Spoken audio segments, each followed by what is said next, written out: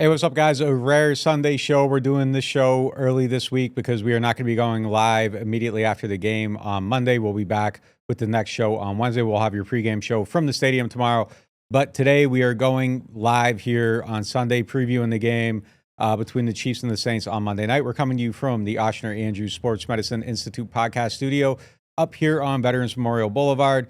And as always, this is an episode of NewOrleans.Football presented by PJ's Coffee. Our studio is right next door to my guy, Matt Bowers. If you need a new car, go check him out. You can come up to this Ford location here, go to one of the mini ones around the region. But no matter where you go, they will get you the best price, the best customer care, the best service, and you will have the best car buying experience that you've ever had. Go check out Matt at one of his mini locations. We're going to give you guys our 5 hottest takes of the season through the quarter mark of the season. So interested to see what Mike has to say about that. We're going to talk about the offensive line and where they're at. Pete Werner got rolled out today. Huge injury report. We're going to cover all of that and much, much more after this quick word from our sponsors. Oshner Hospital for Orthopedics and Sports Medicine on Clearview Parkway is celebrating 5 years of exceptional achievements. The hospital's integrated team has successfully performed over 20,000 surgeries using the latest in cutting-edge technology. With nationally recognized services and impactful partnerships, they continue to lead the advancement of orthopedic and sports medicine care in our region. Rouse's Markets is voted best grocery store in New Orleans, best grocery store in Baton Rouge, Mississippi, Gulf Coast, Thibodaux, Houma, Hammond, Lake Charles, Mobile, year after year. Thank you for choosing us best grocery store on the Gulf Coast. Number one. Thank you. Thank you. The number one grocery store In Mississippi, Alabama, Louisiana. 1 million customers a week can't be wrong. Welcome to Rouse's. The NewOrleans.Football show is proudly presented by PJ's Coffee. PJ's Coffee has some of the best drinks that you can find. They have locations all over the city. They have pastries and everything else you need to get your day started. So go check them out. NewOrleans.Football is proudly sponsored by Urban South Brewery, the makers of Paradise Park Lager. I love supporting local breweries, and when looking for a refreshing, easy drinking beer, I always recommend Paradise Park. In fact, I think it might be the best game day beer out there. If you want something a little lighter, try Paradise Light. It's everything I love about Paradise Park with just 96 calories and 2.6 carbs. And if you're looking for a family-friendly place to watch the game, I'd recommend Urban South's Tap Room in the Lower Garden District. They've got 15 TVs, 30 unique beers on tap, and mouth-watering urban smash burgers. The whole family will want to make Urban South their new living room because at Urban South, they take laid back seriously. Looking for the best insurance coverage at the lowest price? Look no further than Chabert Insurance, the Earhart Agency. They are a local independent insurance agency right here in New Orleans, specializing in home, flood, and auto insurance. Their agents are born and raised in the area and understand our community's unique needs and the homeowners insurance crisis our residents are currently in. At Chabert Insurance, the Earhart Agency, their dedicated team will shop every available carrier in the market, ensuring you get the most comprehensive coverage at the lowest possible price. They know your time is valuable, which is why they work diligently to provide you with the quotes as soon as possible. Why settle for less when you can have the best? Trust Chabert Insurance, the Earhart Agency, to protect what matters most to you. I do. I've been a client of theirs since 2021. When we couldn't find someone to insure our house because of the big oak tree growing over top, Chabert worked until they found someone that would work with us and give us the protection that we need to feel safe in our new home. Call them today at 504-326-6526 or visit them online at Protected by Chabert. That's 504-326-6526. Chabert Insurance, the Earhart Agency, your local insurance experts. Hardhide Ponchatoula Strawberry Whiskey is an 86 proof blend of aged wheat bourbon, American light whiskey, and fresh Ponchatoula strawberries. Blended in New Orleans, it is not for the thin-skinned. Look for it in your favorite stores, bars, and restaurants. NewOrleans.Football is proud to be sponsored by Firehouse Subs. Make sure you check out their location on Veterans Boulevard. Attention Saints fans, don't let pests and termites invade your home field. Trust the team at Red Pest Solutions to tackle those unwelcome visitors. Call the Red Man today for unbeatable pest and termite control. Score peace with no pest. Visit redpest.com, REDDPEST.com. All right, let's get into the show.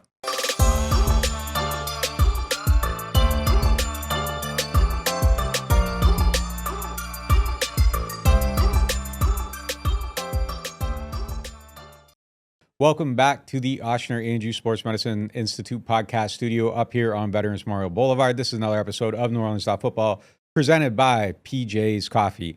Our first topic today is presented by Urban South. And Mike, we're going to go back and forth on these like a not a snake draft, but we'll go 1-2, 1-2, 1-2, back and forth. 5 hottest takes. And I want like your hottest takes, like the things that we might say off the air that you wouldn't normally say on the air. I want your 5 hottest takes. I'll let you go first. What's your top pick? The Broncos is going to be the toughest game on the schedule in 2 weeks now.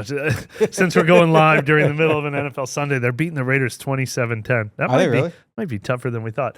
But there was a clip of Sean Payton yelling at Bo Nix pretty good on the sideline. So it's not all paradise. Man, that game, if they don't figure out a way to win one of these two, that game's be intense. All right, I don't like this assignment, Nick.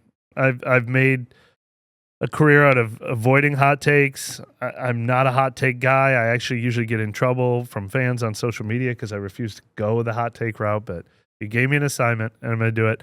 My first one's going to be positive. My first 2 on this list are positive.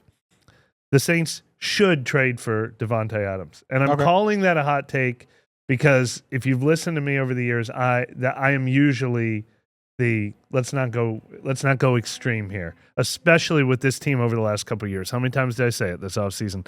Don't make any investments that are just about the 2024 team. They're starting to catch up on the future. This guy's 31 years old, but I don't care. I've seen enough. They're close to a real competitive team. He would make a real difference. He would fit. They saved up enough money. They have the draft capital to make one move like this. I don't think he'd cost too much. I think he could be a part of next year's team too if they work this out. I think he'd want to be here.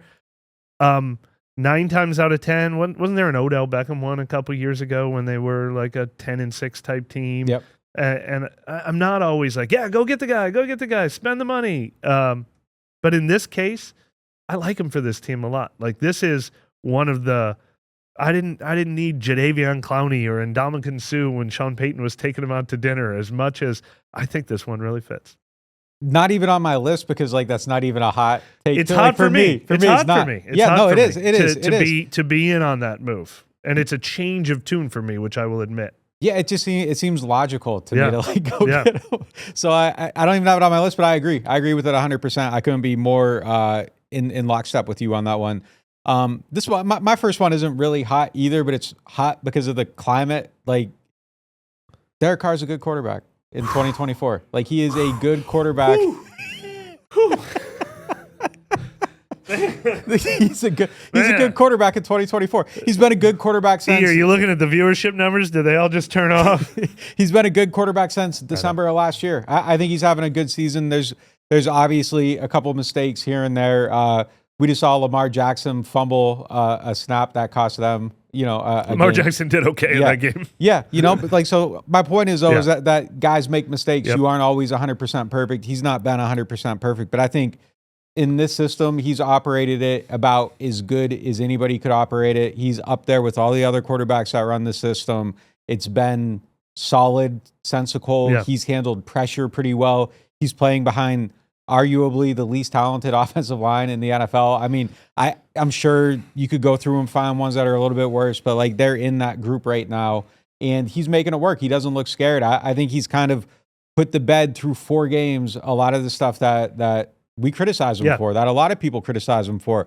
I think he's made bolder decisions. I don't think he's been tentative. I think he's looked really, really good. He's PFF's top-rated quarterback right now, and I have trouble finding fault with that ranking. I think for who he is and what you can expect, he's been about as good as possible in the system for Derek Carr. Look, we said when they were pursuing Carr, when we both recommended you more strongly than me, I will acknowledge that they should go get Derek Carr. The model was Kirk Cousins in Minnesota and Jared Goff in Detroit. And I think all it took was 2 games to be like, oh, now I get it. If you do have a good system and you do put good things around him, he's Kirk Cousins or Jared Goff. He's what Jared Goff's been for Ben Johnson when you give him Amon-Ra St. Brown and Penei Sewell and great running backs and a great team.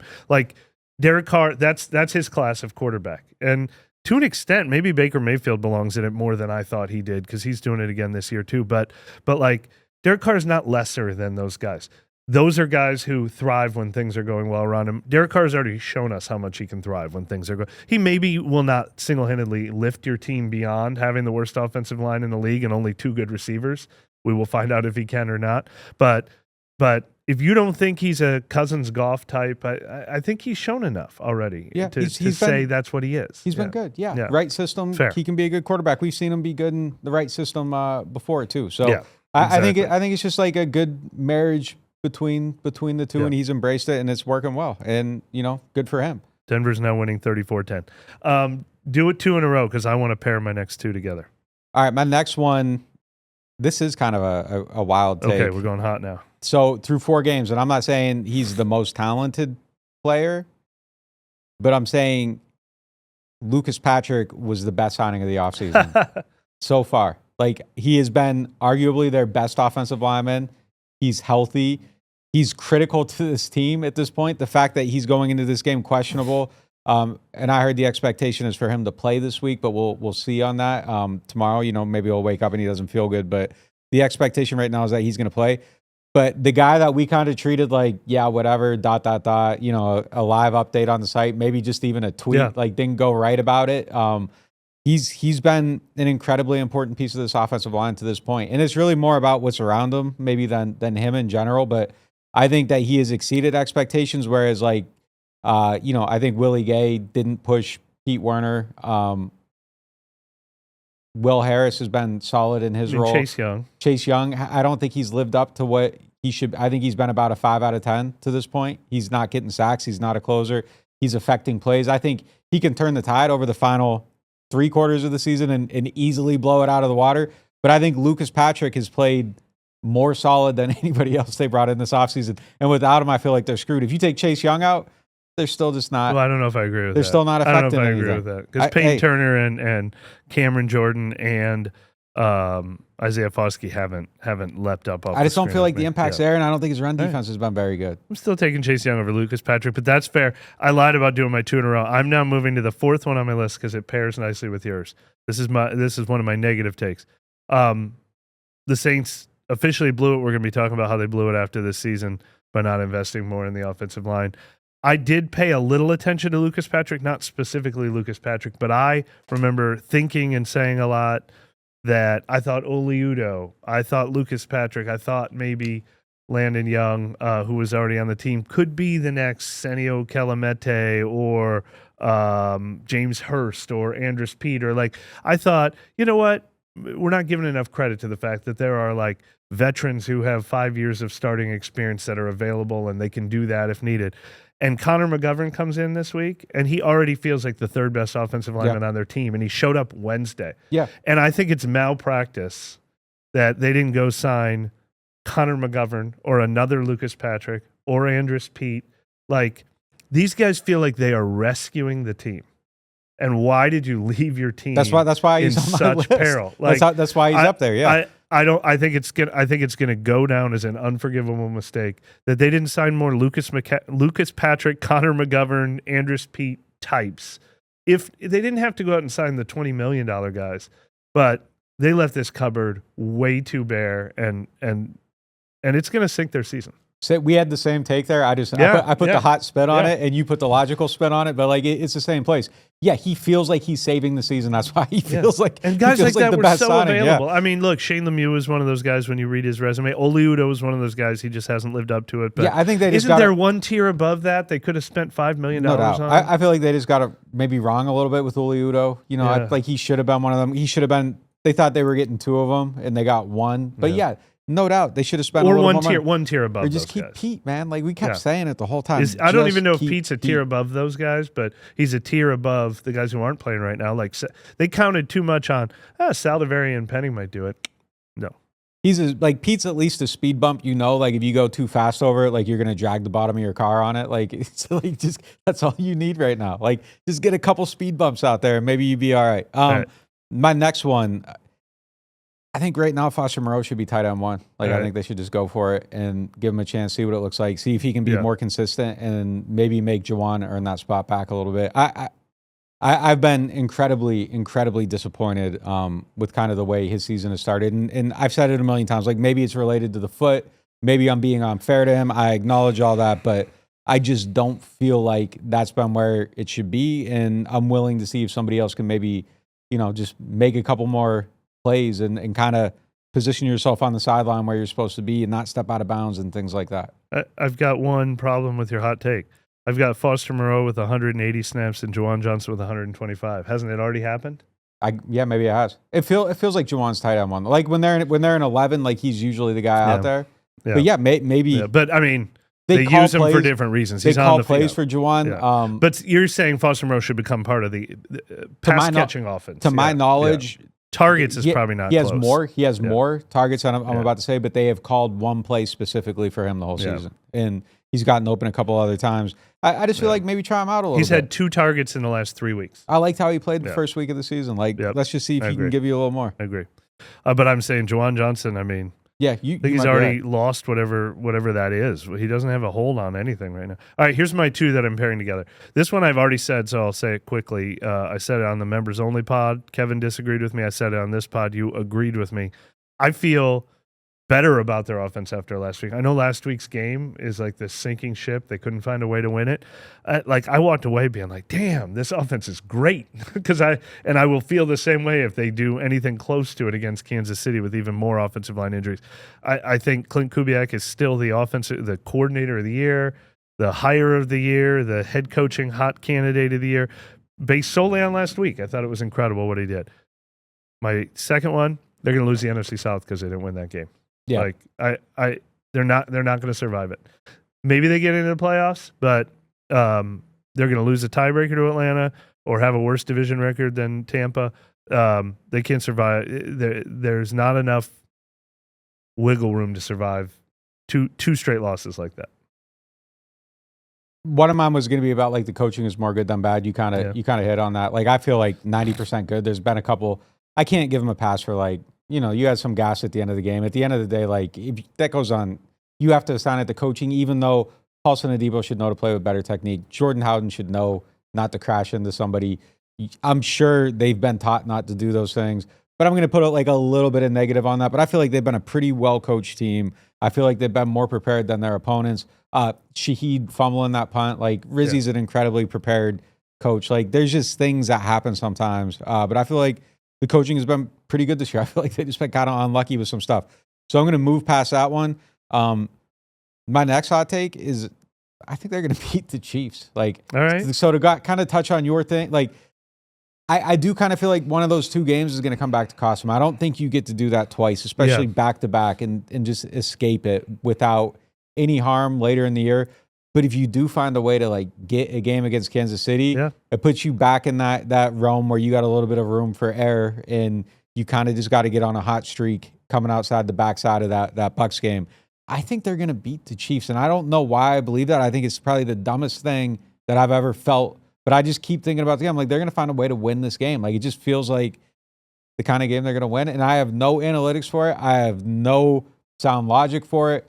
Chris Jones usually lines up over the worst offensive lineman for the other team on the interior. Like he can kind of go anywhere he wants this week. So there is nothing here that makes sense. We've seen their coverage kind of break on some plays a little bit. Like so now you're gonna have to cover twice on some of these routes with the way Mahomes plays. Like there is no reason to think this, but I just kind of feel like they're gonna match up okay with Kansas City's injuries if you find a way to stop Chris Jones. And I don't know, maybe you put Bink at fullback and just run him into him every single play. Like, I don't know how you stop him. Oh, I want to see. That's my hot take. That's my 5th. I didn't have a good 5th one. Now I have a 5th one. They're clearly not going to do that. I'm making a joke that I don't want people to think that, like, oh, Nick said this. Like, he's tipping it. Like, no. You already wanted to get Adam Prentice killed. Yeah, stay away from it. Like, stay away from that one. I'm not being serious. But, like, I don't know how they do it. But I feel like they're going to find a way to win this game. I want to see that. All right. Here's my last one. I don't want this to be a clip on the internet. I don't want this to be pulled off as its own headline. You backed me into a corner. I didn't want to say Spencer Rattler should be the starting quarterback right now. I didn't want to say Dennis Allen should be fired so Clint Kubiak could be hired as head coach. But you assigned me with hot takes, and I'm going to say this in the most careful way possible. Alvin Kamara is the most important player on this team right now. They'd be screwed out without him, and I still don't disagree with their decision to hold tight on signing him to a 3-year extension. He deserves credit, payment, respect for everything he's done. And I totally get why it's not easy to be like, here's your 2-year extension because we love you. He's still going to be a 31-year-old running back. And the fact that they are breaking his ribs and giving him a hip pointer by playing him 30 snaps, 30 touches a game is I don't know what this guy's going to look like in 2026. So I don't think they were wrong. But thank God he's still showing up and giving them his everything because they'd be so screwed without him. I'm like in a bind on that one mentally a little bit. Yeah. Like everything he deserves whatever they want to give him. Everything I've ever thought is that you let running backs kind of their contract expire and you let them go, and then you see Christian McCaffrey in the predicament he's in right now, with the usage and all that. And then the other part of it is like, if you take him out of this, how do you replace your offense? Is going to be considerably worse without him a year from now. Like, I wish there was just a way to give him another year, like just to add a year. And I think they wanted to. I'm guessing they wanted to give him one more year. Like if you could figure that out, and maybe somehow, still will. Yeah, but like, why would he do that? I don't, at this point, like if you're playing it out, you're playing through broke ribs. Like, I don't know. I know he loves it here. I know he wants to finish his career here. Like, me and him have had conversations about that. He said it publicly. He says it privately.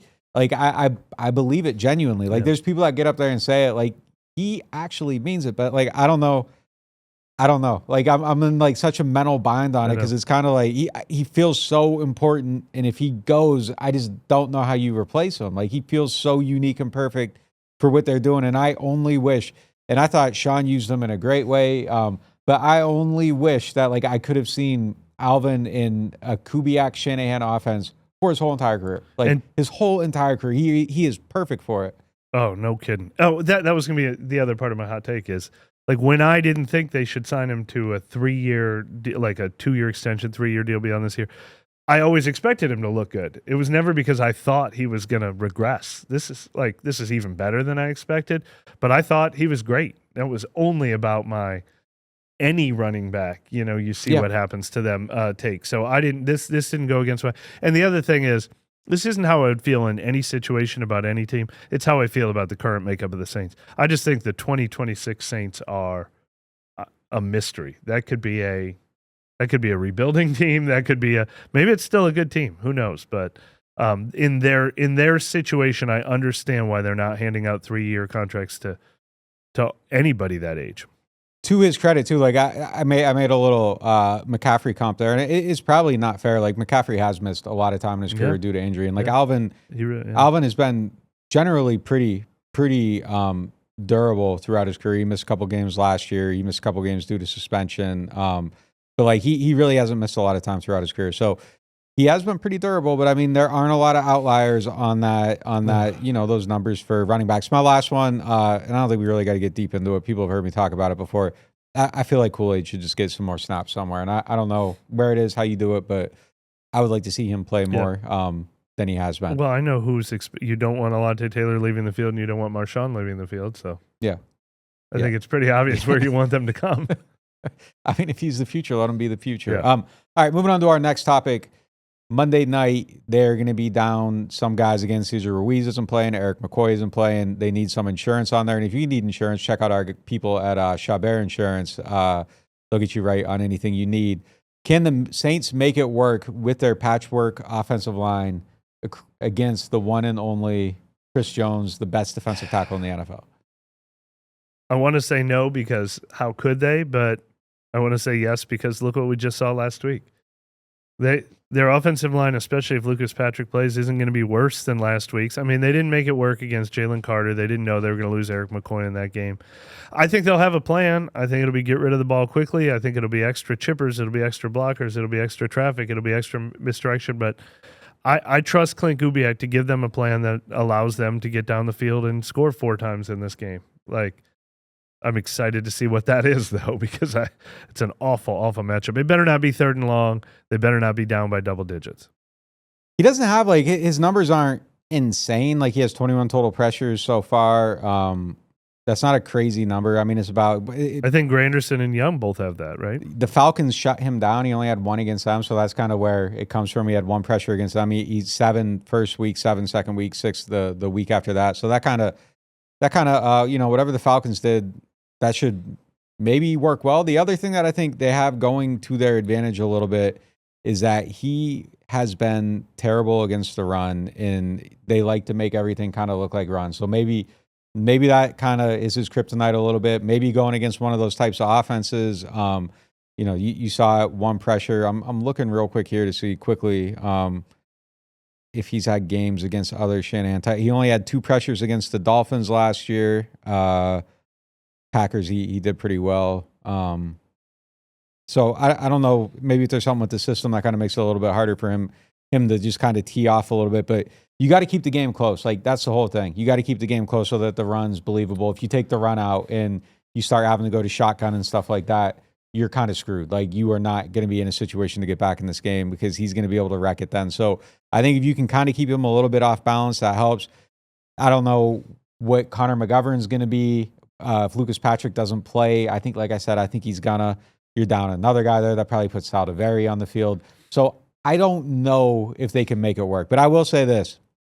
Somebody on NewOrleans.Football made a comment on a story, and they said, you told us that Clowney was going to be a problem. You told us that Micah Parsons was going to be a problem. Now you're telling us that Chris Jones is going to be a problem. Like, all right, like, yeah, they made those things work. Those guys are problems, though. They just happen to find a way to solve them.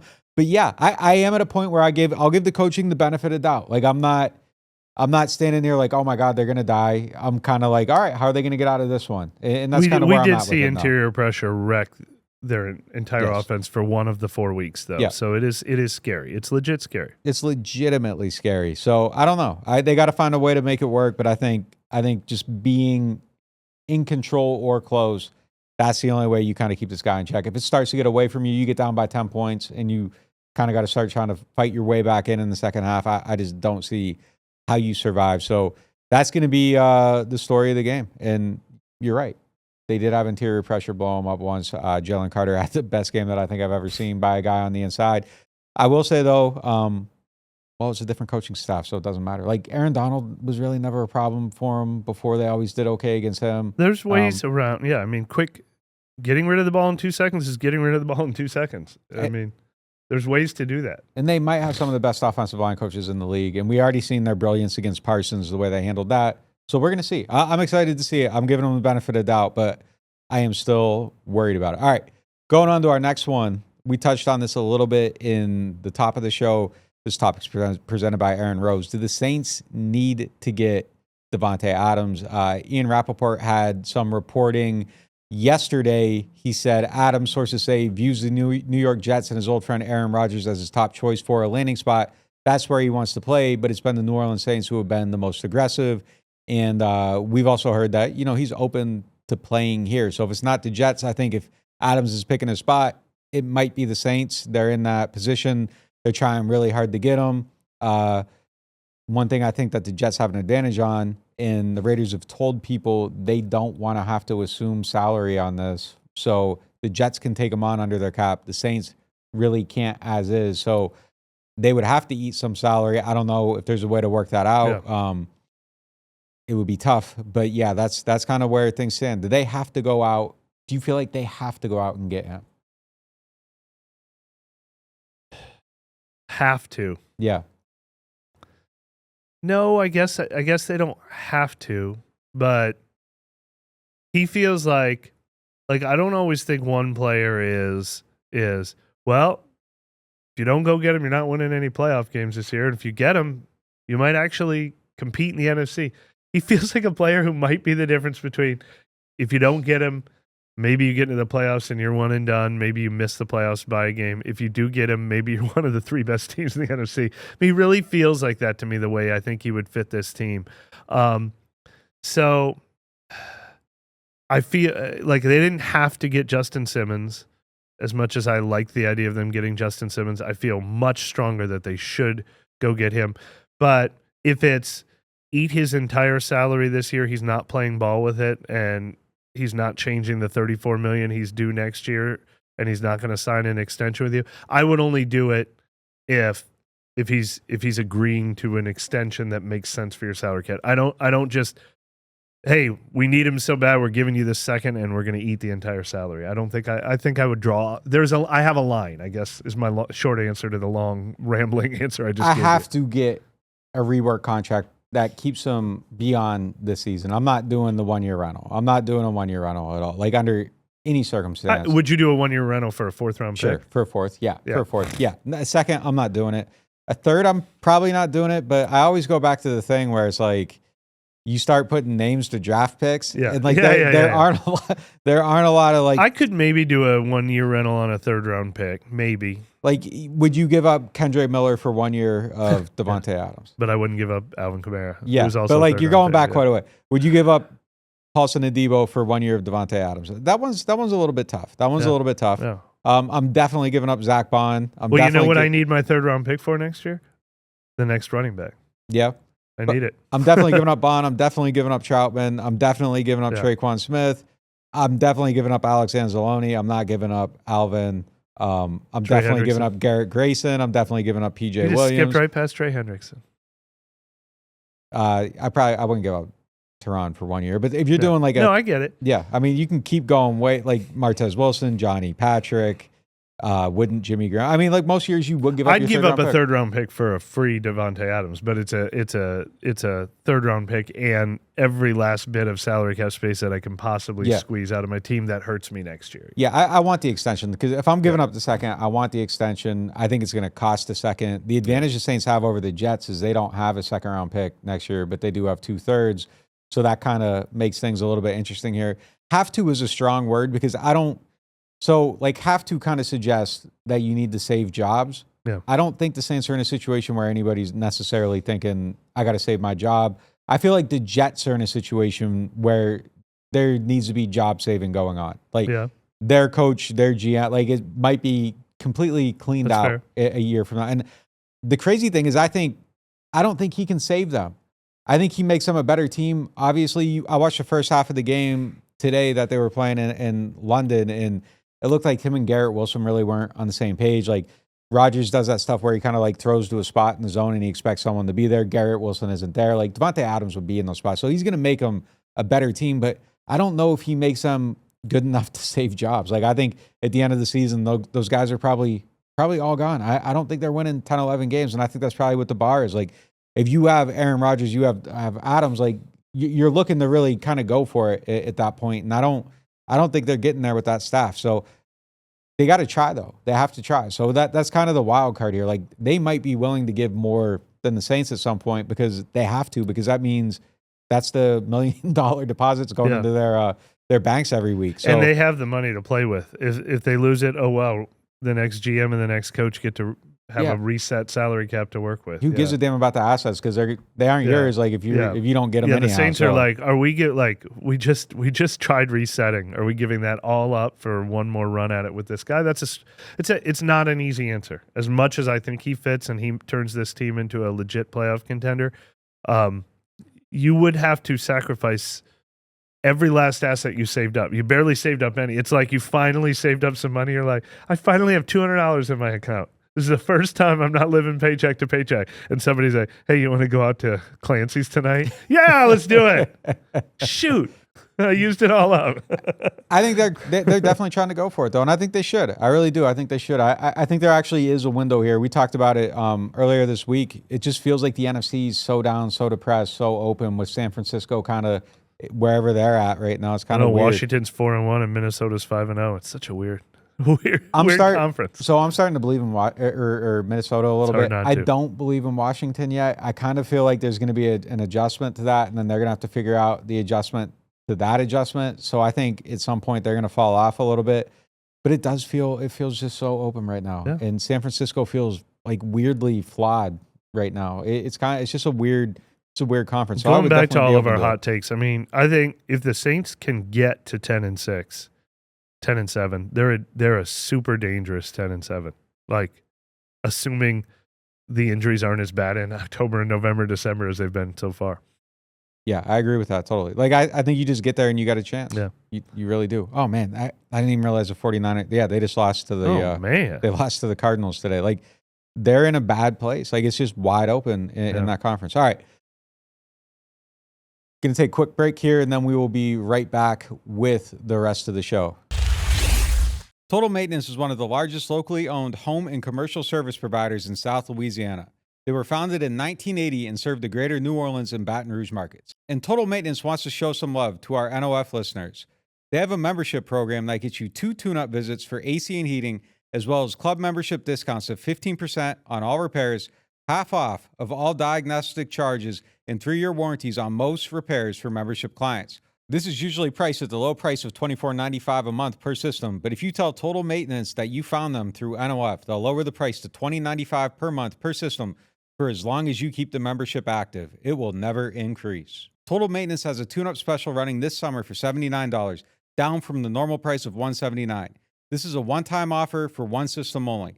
They also offer a free diagnostic on second opinions on units deemed to be unrepairable, and they offer free estimates for replacements as well as commercial maintenance programs.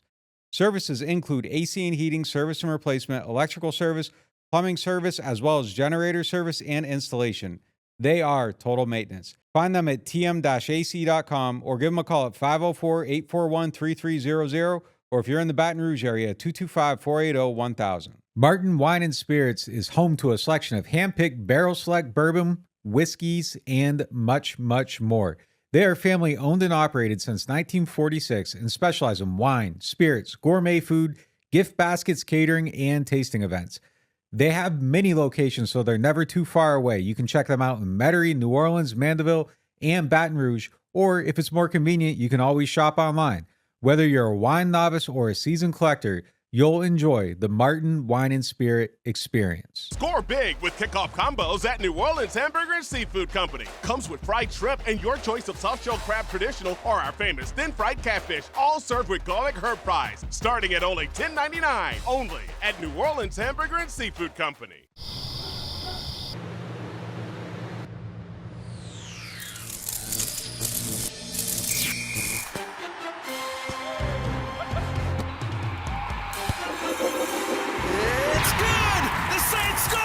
Saints score! Score big with Saints Score. Win up to $100,000. Enter the second chance drawings for cool Saints prize packages. Play Saints Score scratch-offs from the lottery. All right, guys, it's the best time of year. Football's back. We're talking NFL Sundays, college football Saturdays, and the glorious grind of fantasy football lineups. This is where your inner GM comes alive. Setting the perfect fantasy roster, screaming at your TV, and making last-minute waiver moves that either make you a hero or the guy everyone ridicules in the group chat. But listen, while you're over here making sure your fantasy team is dialed in, don't let your personal grooming become the guy that gets left on the bench. Let's be honest, nobody wants to fumble their grooming routine.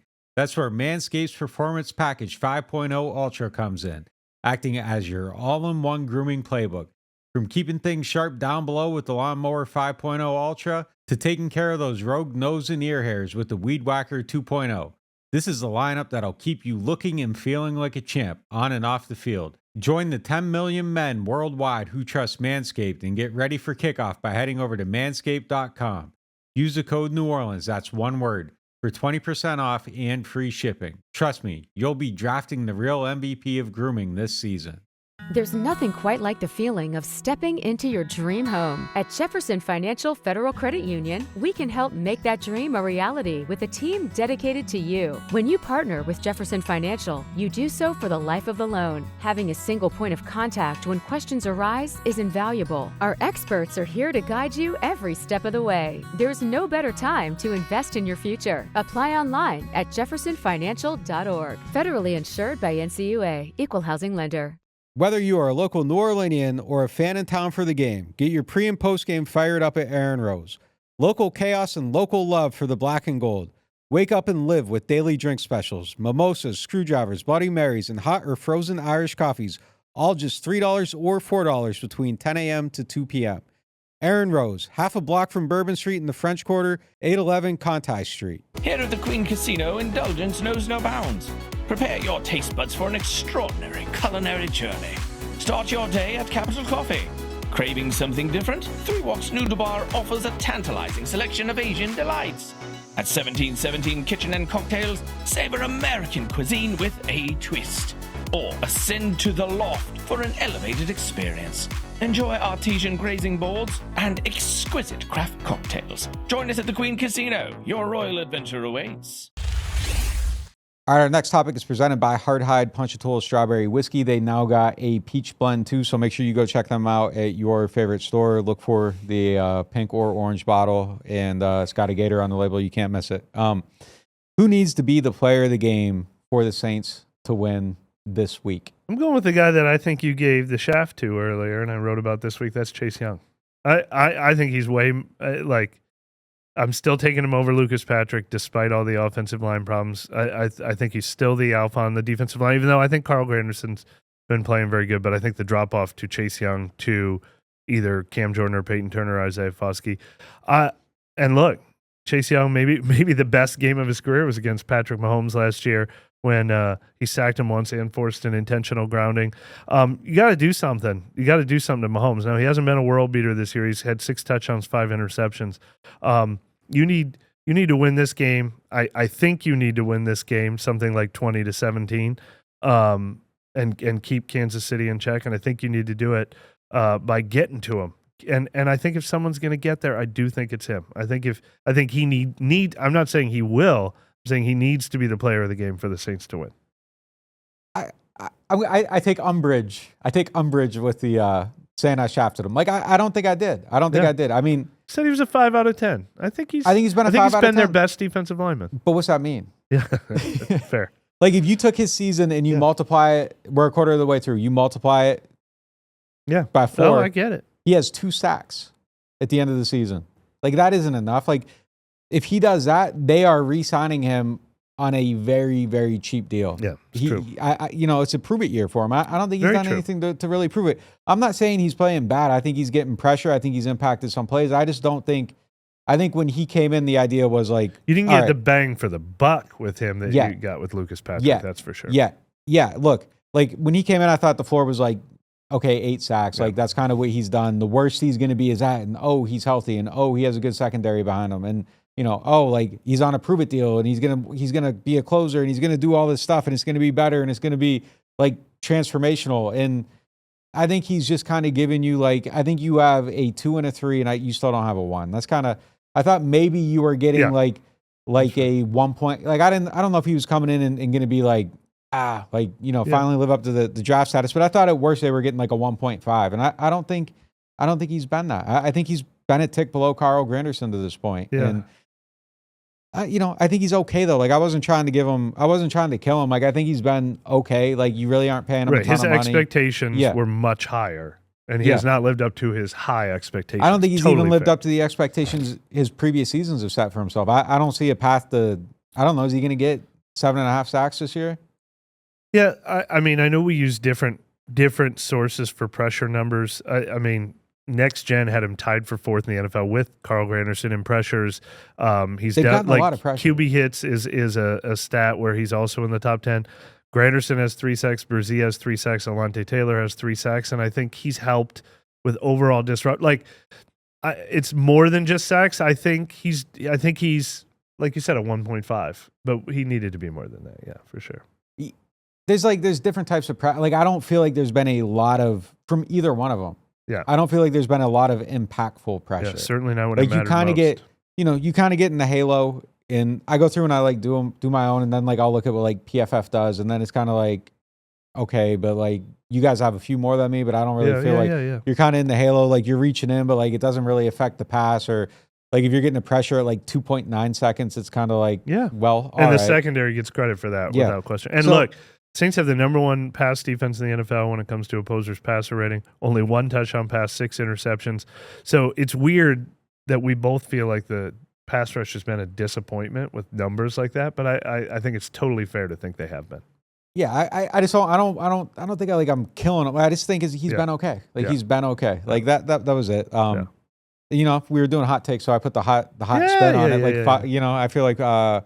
Lucas has just kind of come in and exceeded expectations, and he just feels incredibly important. It feels like he's elevating his position group a little bit, and I don't know. Foster's just kind of stayed the same disappointment that I feel like it was last year. Just changing names, you're getting the same result. But I think the talent's actually there for it to turn around. He was on my list. I had him second. My number 1 guy, obviously it's Alvin. It's always Alvin every week. Putting him aside. I would throw Tyron on that list because, like, if you get a couple picks or something, I kind of feel like maybe see that that changes the storyline. game. Yeah. They're interviewing Tyron on the field after the game back in Kansas City. Kansas City said he was washed. He says, no, I'm not. Yeah. I could see that. He knows him kind of in and out. All right. Tyron is in the locker room start to finish every single day. He wasn't in there once this week. Like, he didn't want to talk about it. Like, yeah, I think he's just going out there ready to prove everybody wrong. He kind of had the post today that was like, you thought I was dead. I'm not. Like, I don't know the exact wording, but that was the gist of it. So I would have him on my list. You got anyone else? I got one more if you don't. Give me your other one. I'll think about a secondary. Going back to the beginning, I got Lucas Patrick slash Connor McGovern. Connor McGovern, baby. He has a chance to be the best signing of the year, depending on how he does in this one game.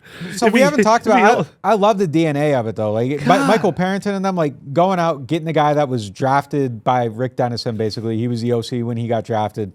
Then plays under John Benton. Both those guys are here. For people that don't know, Dennison, Kubiak just said at the podium, he should be up there as, like, the co-offensive coordinator. He's that important to what they do. So, like, he knows everything they're doing. Like, if you got to get a guy that has to go out and play, like an experienced player, actual, reps under his belt, all that stuff, same language, same, like, it was like, damn, like they kind of. That's why that was on my hot take. This is what I have written on my screen. Connor McGovern already feels like one of their top offensive linemen, and they blew it by not investing in more guys like him this offseason. Like, when I saw him, I'm like, whoa, there's a guy available that fits all this criteria. Yeah. An 8-year starter in the NFL who's been playing for John Benton in this system, and you guys knew about him? He said they called him. He said they were on the phone, and he was on their, like, ready list. And I'm like, you knew this guy was out there? Why didn't anybody tell me? To be fair, there's a reason he was on a practice squad. He tore his knee up, really bad, and thought he might have to retire. Yeah, but, like, look, like, why you should have tried him out a while ago. Wait, you saw him get cut and get put on a practice squad? What's going on? Yeah, I agree. You got anyone else, or we riding with them guys? Yeah, look, I mean, it's a lot of the same usual suspects in the offensive lineman in Olave, who's going to have to do everything for the passing game, and in Alvin, who's going to have to do everything for the running game. But it's defense for me. I love your Tyron pick because I thought about saying Marshawn because I think Marshawn's been playing outstanding this year, and it just hasn't shown up in the way of, like, game-changing plays, but it's shown up in the fact that we forget he's on the field because there's no highlight that's anywhere in the vicinity of Marshawn Lattimore. And then I thought about Paulson because, unfortunately, there has been a ton of highlights on Paulson. So if Paulson is going to be the player of the game, then that means this team's doing so. Like, depending on, like, my belief that it'll be Marshawn is here versus Paulson. If you tell me it's Paulson, I'm predicting the Saints will win. Yeah. All right, moving on especially with your prediction that the over/under is 4.5 on PI calls from the refs who wear red and yellow stripes on Pat Mahomes games. Oh yeah, you definitely got to beat more than the 11 on the field. Moving on to our next one, presented by New Orleans Hamburger and Seafood Company.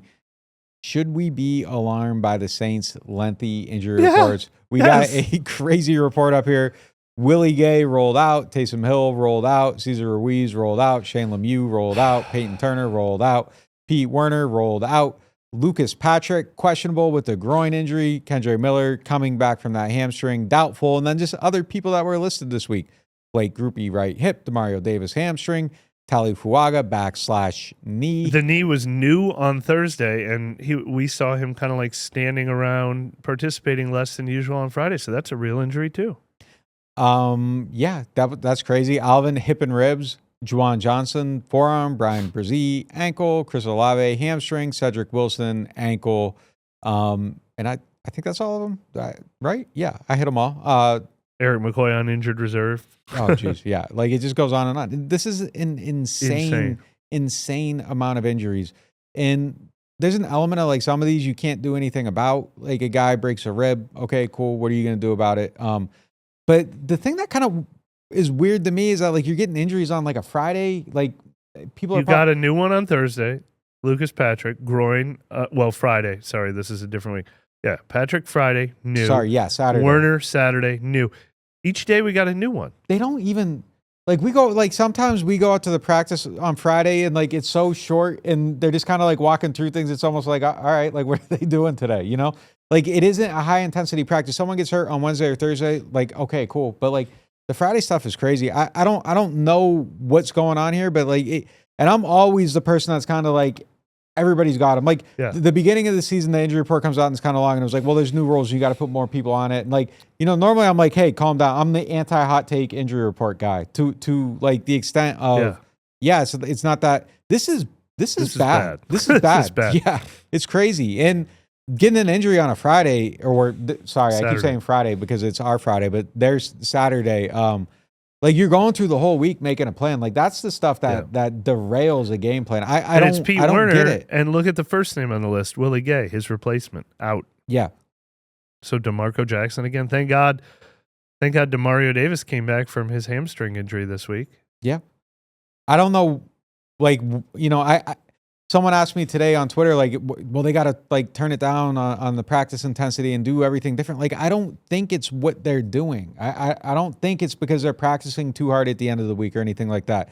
They dialed back last week and had shorter practices the whole entire week because of the amount of injuries. They did less work than they normally do.